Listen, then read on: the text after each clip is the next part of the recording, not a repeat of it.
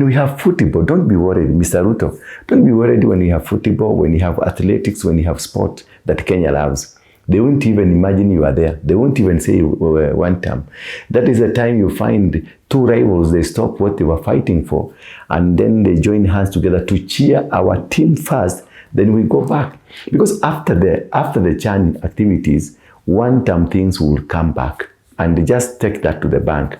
Wantam things will come back strong, heavily, powerfully, and renewed. And you will do nothing. Then we come next year for AFCON. One term will go, two term will go, we'll have one nation. Then after that, one term will come back, two term will come back, no term will come back. A few moments later.